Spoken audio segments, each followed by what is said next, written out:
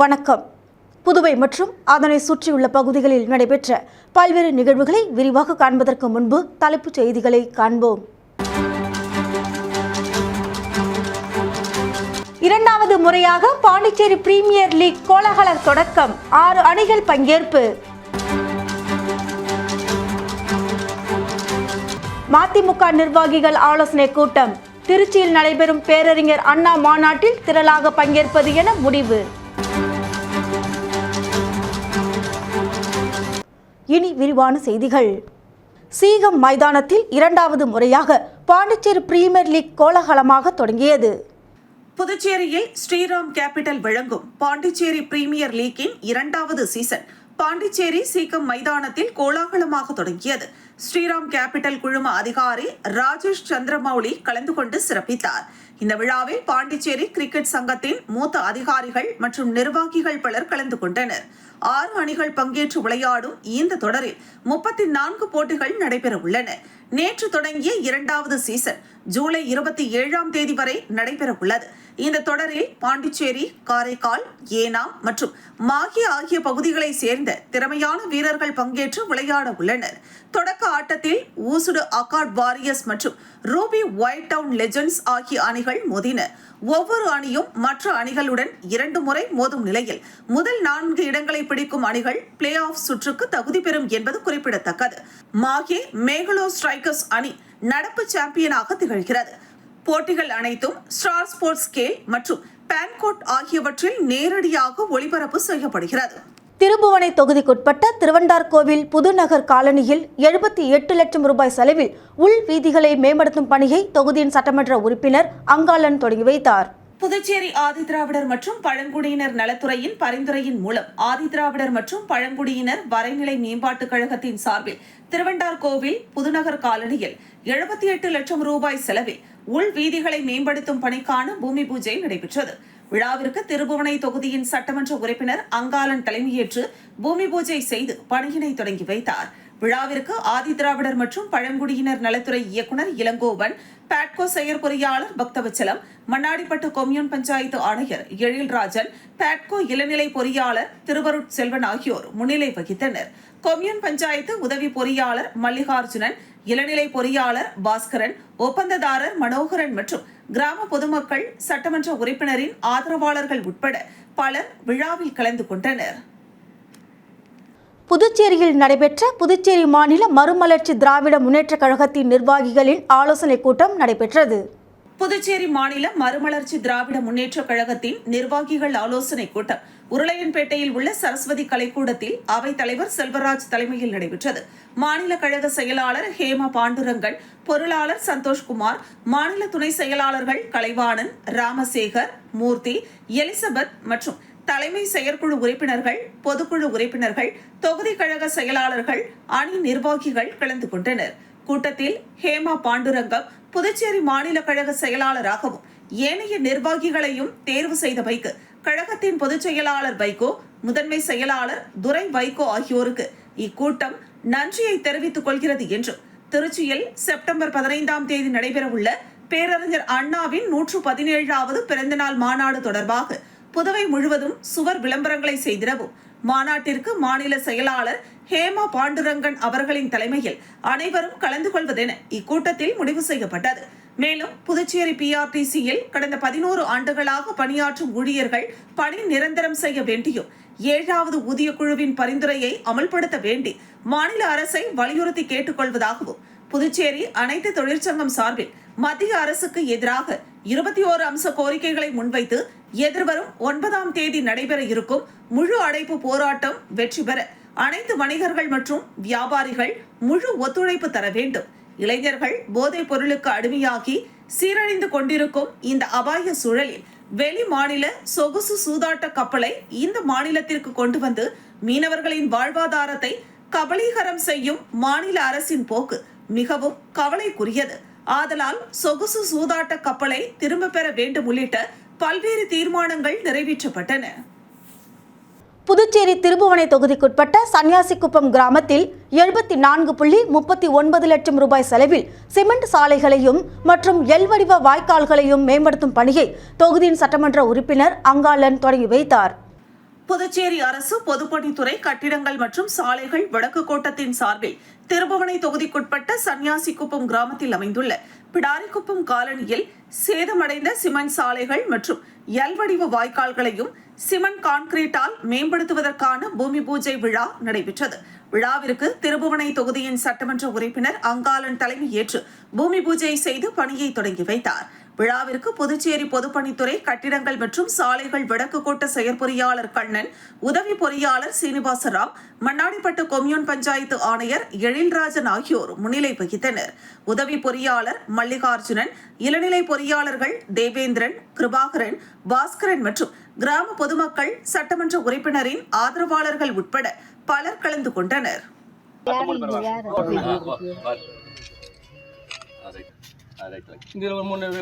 கை நீட்டாதீங்கண்ணா.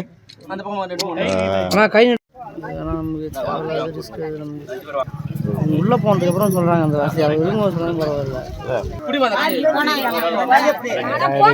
அருள்மிகு வலம்புரி செல்வ விநாயகர் ஆலயத்தில் திருவாசகம் முற்றோதல் நிகழ்ச்சி நடைபெற்றது. புதுச்சேரி விவேகானந்தா நகரில் உள்ள அருள்மிகு வலம்புரி செல்வ விநாயகர் ஆலயத்தில் அமைந்துள்ள காசி விஸ்வநாதர் உடனுரை விசாலாட்சி அம்மன் சன்னதியில் வாகீச சைவ திருத்தொண்டின் 58வது திருவாசக முற்றோதல் நிகழ்ச்சி தலைமை அடியார் அம்மு என்கிற அமிர்தவள்ளி ரவி தலைமையில் நடைபெற்றது. இதனை முன்னிட்டு ஆலயத்தில் உள்ள அனைத்து தெய்வங்களுக்கும் விசேஷ சிறப்பு பூஜைகள் செய்யப்பட்டு மகா தீபாராதனை காண்பிக்கப்பட்டது. காலை தொடங்கி மாலை வரை நடைபெற்ற முற்றோதல் நிகழ்ச்சியில் திரளான சிவனடியார்கள் கலந்து கொண்டு திருவாசகம் பாடினர். ஆலயத்தின் சார்பாக சிவனடியார்களுக்கு அறுசுவை உணவுடன் அன்னதானம் வழங்கப்பட்டது. இதற்கான ஏற்பாட்டினை ஆலய அறங்காவல் குழுவினர் சிறப்பாக செய்திருந்தனர்.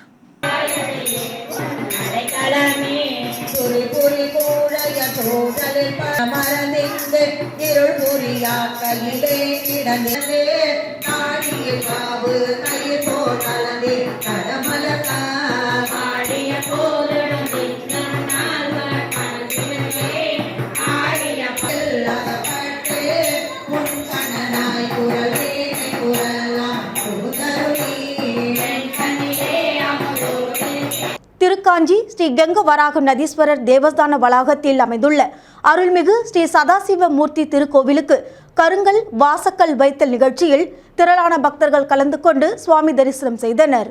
புதுச்சேரி மாநிலத்தில் புகழ்பெற்ற காசிக்கு வீசம் மிகுந்த திருக்காஞ்சி அருள்மிகு கங்கை வராக நதீஸ்வரர் தேவஸ்தான வளாகத்தில் அமைந்துள்ள 108 அடி உயர சதாசிவ மூர்த்தி திருக்கோவில் திருப்பணி சிறப்பான முறையில் நடைபெற்று வருகிறது. திருப்பணியின் ஒரு அங்கமாக கருங்கல் வாசப்படி வைக்கக்கூடிய நிகழ்ச்சி வெகு சிறப்பான முறையில் நடைபெற்றது. காலை 6 மணிக்கு மேல் 7 மணிக்குள்ளாக வேளாண் துறை அமைச்சர் தேனி ஜெயக்குமார் ஆலோசனையின்படி அவரது துணைவியார் ஆதிலட்சுமி ஜெயக்குமார் மற்றும் பெரியோர்கள் கிராமவாசிகள் முன்னிலையில் வாசக்கால் வைக்கும் நிகழ்ச்சி வெகு சிறப்பாக நடைபெற்றது. இந்த நிகழ்ச்சியில் சுற்றுவட்டார பகுதிகளை சார்ந்த ஏராளமான பக்தர்கள் கலந்து கொண்டு சுவாமி தரிசனம் செய்தனர். இவ்வாலயத்தில் திருப்பணியானது வெகு சிறப்பான முறையில் நடைபெற்று வருகிறது. 27 நட்சத்திரங்கள், 12 ராசிகள், 9 கிரகங்களுக்கு உண்டான ஆலயங்கள் திருப்பணியானது வெகு சிறப்பான முறையில் நடைபெற்று வருவது குறிப்பிடத்தக்கது. நிகழ்ச்சிக்கான ஏற்பாட்டினை ஆலய சிறப்பு அதிகாரி தலைமை அர்ச்சகர் சரவணன் சிவாச்சாரியார் மற்றும் திருக்காஞ்சி கிராமவாசிகள் வெகு சிறப்பான முறையில் செய்து வருகின்றனர்.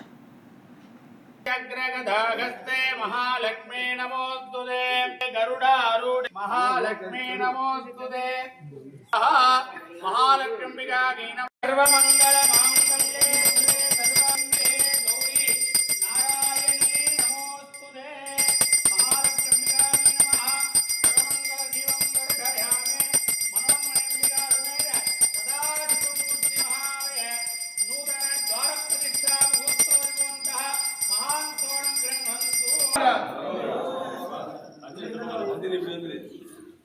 புதுச்சேரி வேதபுரி மண்டலத்தின் NDSO சார்பில் டெங்கு விழிப்புணர்வு பிரச்சாரம் மற்றும் பேரணியை முனைவர் சுந்தரமுருகன் தலைமையில் நடைபெற்றது.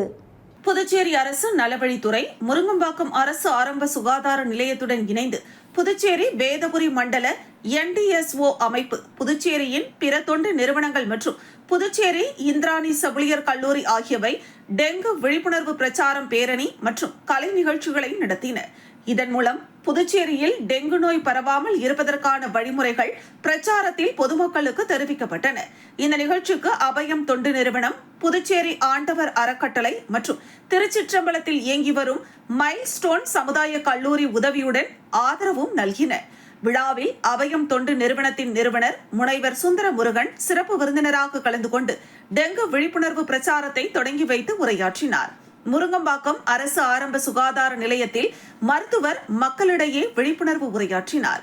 இந்த நிகழ்வில் இந்திராணி செவிலியர் கல்லூரியின் செவிலிய மாணவர்கள், புதுச்சேரியின் அனைத்து தொண்டு நிறுவனங்களின் நிறுவன தலைவர்கள், தன்னார்வலர்கள், உயிர்த்துளி அமைப்பின் நிறுவன தலைவர் பிரபு மற்றும் தன்னார்வலர்கள், பொதுமக்கள் பெருந்திரளாக கலந்து கொண்டு புதுச்சேரி வேல்ராம்பட்டு பகுதியில் அமைந்துள்ள ஒவ்வொரு வீட்டிற்கும் சென்று விழிப்புணர்வு செய்தி நோட்டீசுகளை விநியோகித்தனர். NDSO வேதபுரி மண்டலம் சார்பாக அபயம் தொண்டு நிறுவனம் மற்றும் ஆண்டவர் அறக்கட்டளை உதவியுடன் டெங்கு விழிப்புணர்வு பரப்புரை புதுச்சேரி வேல்ராம்பட்டு ஏரிக்கரை அருகில் நடைபெற்றது. திருக்கோவிலூர் நவீன தகனமேடை அலுவலகம் மற்றும் சுற்றுச்சுவர் அமைக்கும் பணி தொடக்கம். கள்ளக்குறிச்சி மாவட்டம் திருக்கோவிலூர் நகராட்சி பகுதியில் அமைந்துள்ள நவீன தகனமேடை நகராட்சி நிர்வாகம் மற்றும் திருக்கோவிலூர் ரோட்டரி சங்கம் இணைந்து நடத்துவதாக ஒப்பந்தம் செய்யப்பட்டு ஆணை வழங்கப்பட்டது. இதனைத் தொடர்ந்து திருக்கோவிலூர் ரோட்டரி சங்கம் சார்பில் அலுவலகம் கட்டும் பணி மற்றும் சுற்றுச்சுவர் அமைக்கும் பணி, பூமி பூஜை போடும் நிகழ்ச்சி திருக்கோவிலூர் நகரமன்ற தலைவர் முருகன் மற்றும் ரோட்டரி சங்க தலைவர் செந்தில்குமார் ஆகியோர் தலைமையில் நடைபெற்றது. இந்த நிகழ்ச்சியில் ரோட்டரி சங்க செயலாளர் கோதம் சந்த், சாசன தலைவர் வாசன், முன்னாள் பேரூராட்சி மன்ற துணைத் தலைவர் குணா, திமுக நகர செயலாளர் கோபிகிருஷ்ணன், நகரமன்ற உறுப்பினர்கள் கோவிந்த், கந்தன் பாபு, உஷா வெங்கடேஷ், ரோட்டரி சங்க உறுப்பினர் ராஜேஷ்குமார், RCC உறுப்பினர் ஹரிகிருஷ்ணன் உள்ளிட்டோர் உடனிருந்தனர். விருத்தாச்சலம் அருகே வயலூர் திரௌபதி அம்மன் கோவில் அஷ்டபந்தன மகா கும்பாபிஷேகம் சிறப்பாக நடைபெற்றது. கடலூர் மாவட்டம் விருத்தாச்சலம் அடுத்த வயலூர் கிராமத்தில் எழுந்தருளியுள்ள ஸ்ரீ விநாயகர், ஸ்ரீ ஐயனார், ஸ்ரீ திரௌபதி அம்மன் கோவில் அஷ்டபந்தன கும்பாபிஷேகத்தை முன்னிட்டு கடந்த வெள்ளிக்கிழமை கோபூஜை, கணபதி பூஜையுடன் நிகழ்ச்சி தொடங்கியது. அதனைத் தொடர்ந்து 4 கால யாகசாலை பூஜை நடைபெற்றது. தொடர்ந்து பூர்ணாகுதி அடைந்து கடப்புறப்பாடு நடைபெற்றது. அதன் பின்னர் விமான கலசத்திற்கு புனித நீர் ஊற்றப்பட்டு மகா கும்பாபிஷேகம் நடைபெற்றது.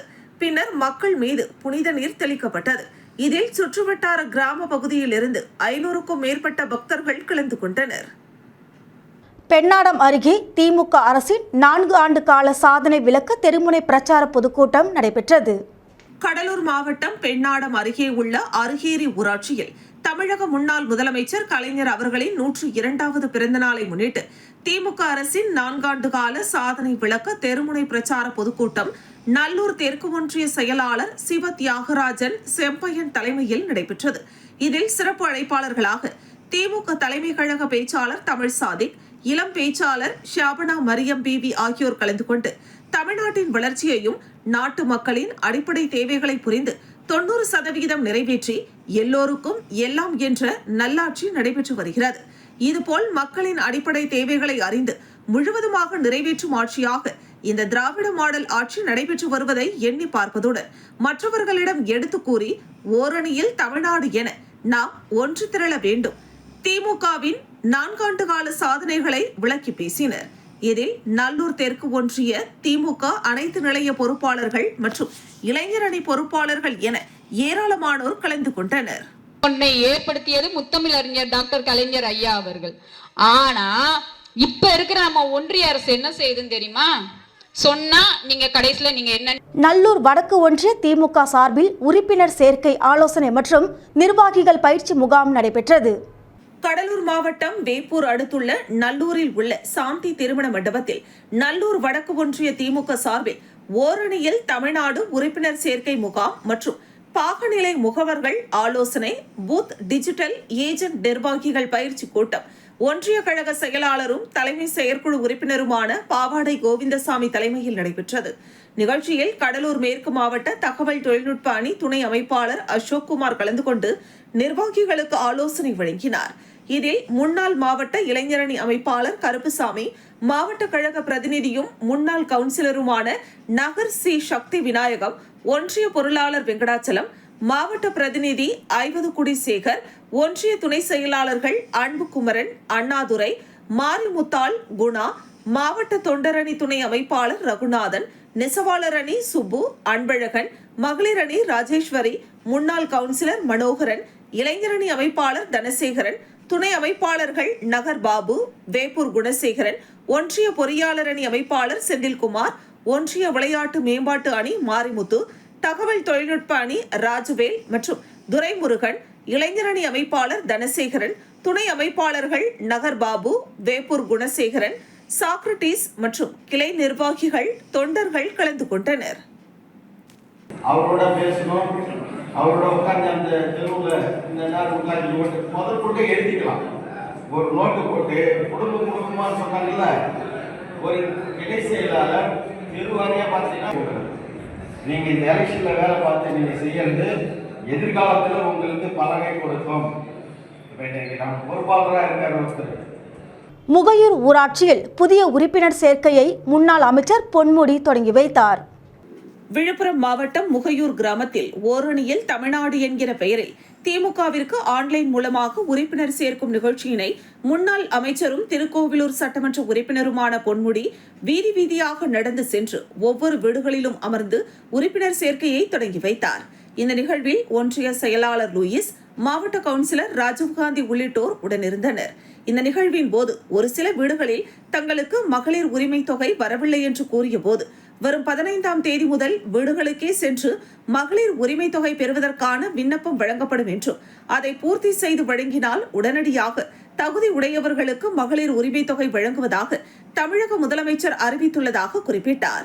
அதன் பின்னர் செய்தியாளர்கள் சந்திப்பின் போது அதிமுகவை சேர்ந்த முன்னாள் நாடாளுமன்ற உறுப்பினரும் அமைப்பு செயலாளருமான அன்வர் ராஜா, பாஜகவால் ஒரு நாளும் தமிழகத்தில் காலூன்ற முடியாது என்று கருத்து குறித்து கேள்விக்கு பதிலளித்த அவர், அந்த கட்சிக்குள்ளேயே பல பிரச்சனை உண்டு.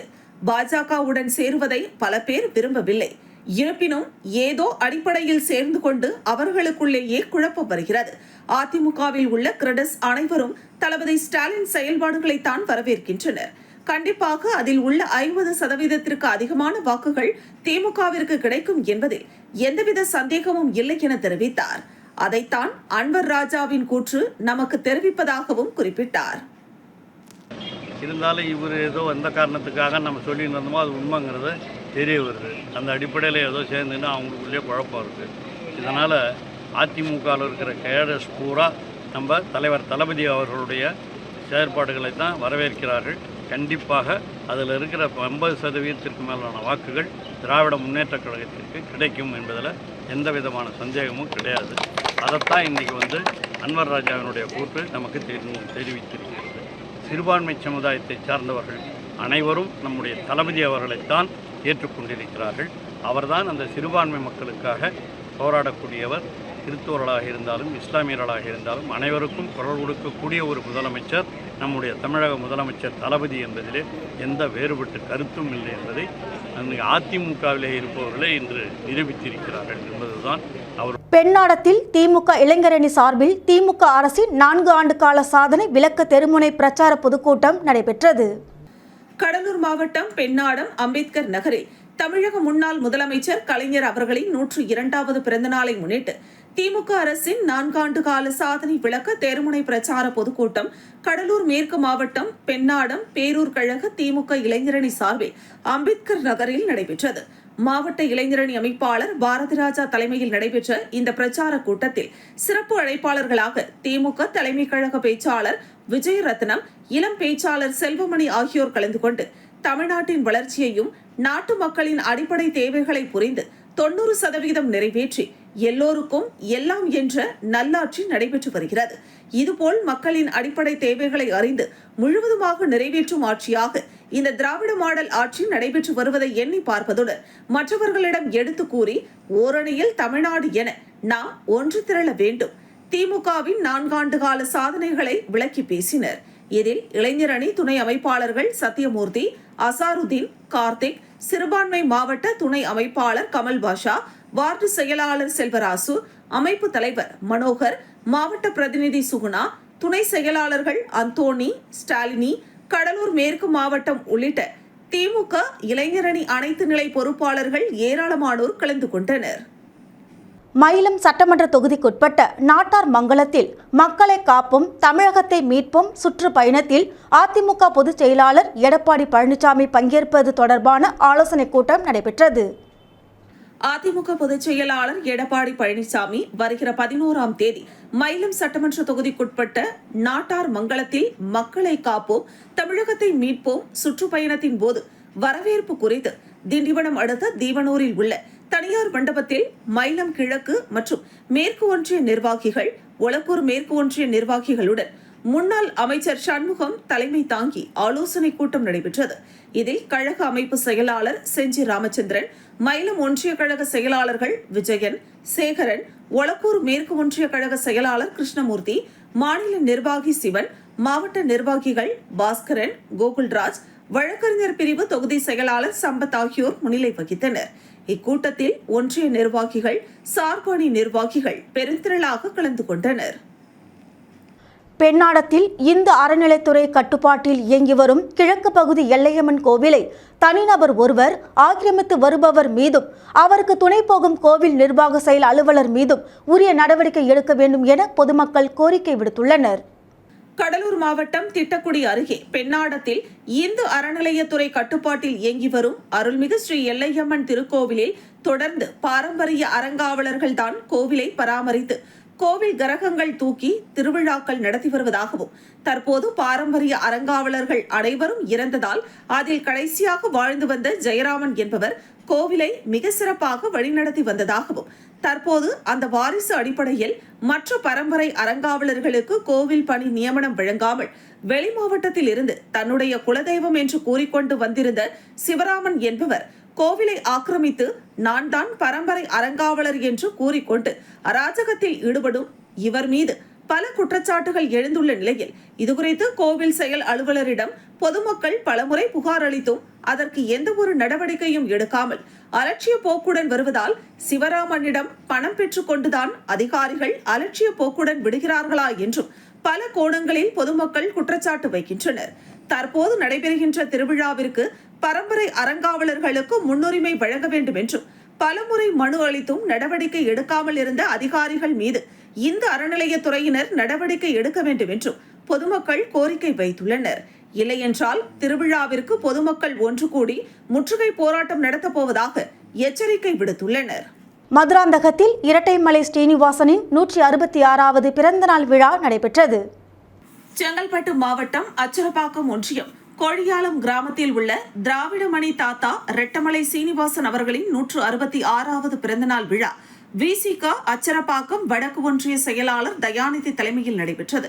இதில் சிறப்பு அழைப்பாளர்களாக மாநில துணை பொதுச் செயலாளர் வன்னியரசு, தேர்தல் பணிக்குழு விடுதலை செழியன், முன்னாள் மாவட்ட செயலாளர் ஆதவன், மாவட்ட செயலாளர் காஞ்சி தமிழினி ஆகியோர் கலந்து கொண்டு தாத்தா ரெட்டைமலை சீனிவாசன் அவர்களின் திருவுருவ சிலைக்கு மலர் தூவி மரியாதை செலுத்தி அவரது நினைவு தூணில் மலர் வளையம் வைக்கப்பட்டது. இந்த நிகழ்ச்சியில் மாநில, மாவட்ட, ஒன்றிய, பேரூர் நிர்வாகிகள் தென்னவன், எழிலரசு, ராஜ்குமார், கலை கதிரவன், பேரறிவாளன், விஜயகுமார், பிரபாகரன், தலித் எழில்மலை, மகாதேவன், மாசி மணிகண்டன், அஜித்குமார் உள்ளிட்ட விசிக கட்சி நிர்வாகிகள் பலர் கலந்து கொண்டனர். ரெட்டமலை சீனிவாசனுக்கு வீர வணக்கம். பிறந்த மண்ணில் கட்டி எழுப்பி இருக்கின்ற தாத்தாவின் திருவுருவ சிலைக்கு மாநாட்டில் தாழ்த்தப்பட்டோர் அவலங்களை மீண்டும் தலைப்புச் செய்திகள். இரண்டாவது முறையாக பாண்டிச்சேரி பிரீமியர் லீக் கோலாகல தொடக்கம், 6 அணிகள் பங்கேற்பு. மதிமுக நிர்வாகிகள் ஆலோசனை கூட்டம், திருச்சியில் நடைபெறும் பேரறிஞர் அண்ணா மாநாட்டில் திரளாக பங்கேற்பது என முடிவு. இத்துடன் செய்திகள் நிறைவடைகின்றது. உங்களிடமிருந்து விடைபெறுவது ஜானகி.